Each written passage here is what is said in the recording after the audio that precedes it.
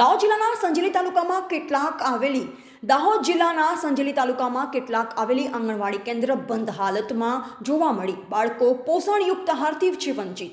નરેન્દ્ર મોદી સરકાર દ્વારા આંગણવાડીઓને કાર્યરત રાખવા લાખો રૂપિયાના ખર્ચ કરવા માટે ગ્રાન્ટ આપે છે, પણ જિલ્લા અને તાલુકાના જાડી ચામડીના અધિકારીઓ કોઈ પણ દિવસ જિલ્લા અને તાલુકામાં આવેલ આંગણવાડીઓની મુલાકાતે કોઈ દિવસ આવતા નથી. દરેક કામ ફક્ત ઓફિસેથી કર્યા કરતા હોય છે. ને આજરોજ અમારા પ્રતિનિધિએ રૂબરૂ આંગણવાડીની મુલાકાતે ગયા. આ લાલિયાવાડી સામે આવી છે, જે આ વિડીયોમાં સ્પષ્ટ નિહાળી શકો છો. સરકારની ગ્રાન્ટ મંજૂર કરે પણ અમલમાં આવતી નથી. ખાલી ચોપડાઓમાં લખાઈ જાય અને કુપોષિત બાળકોને પોષણ મળી રહે માટે અનેક પ્રયત્નો વચ્ચે કેટલીક આંગણવાડી કેન્દ્ર પર ખંભાતી તાળા અને કેટલીક આંગણવાડી અનિયમિત ખુલે છે. બાળકોને પોષણયુક્ત આહારથી વંચિત સંકલિત બાળ વિકાસ કચેરી દ્વારા યોગ્ય પગલાં લેવા કેમ મજબૂર? હાલ દાહોદ જિલ્લામાં આવેલા અનેક તાલુકાની આંગણવાડીઓ બંધ હાલતમાં જોવા મળી રહી છે અને સરકાર દ્વારા ડિલિવરી માટે અપાતી સહાયના પૈસા પણ આંગણવાડીની બહેનોને મળતા નથી. છેલ્લા 3 વર્ષથી અનેક વખત ડોક્યુમેન્ટ્સ લઈ ફોર્મ ભર્યા પછી પણ હજુ સહાય મળી નથી. આવા સરકારની અનેક યોજનાઓને ઘોડીને પી જતી આંગણવાડી કાર્યકર આ બાબતે કાયદેસરની તપાસ હાથ ધરવામાં આવે તે લોકમાંગ ઉઠી છે. અમારા મધ્ય ગુજરાતની ટીમ સમક્ષ એક બહેન પોતાનો આક્રોશ જતાવી રહ્યા છે અને અનેક વખત ફોર્મ ભર્યા પણ જેમને હજુ સુધી સરકાર તરફથી મળતી કોઈ સુવિધાનો લાભ મળ્યો નથી. આવો શું કહી રહ્યા છે આ બહેન, સાંભળો. બ્યુરો રિપોર્ટ, મધ્ય ગુજરાતનો અવાજ ન્યૂઝ. શું નામ બેન તમારું?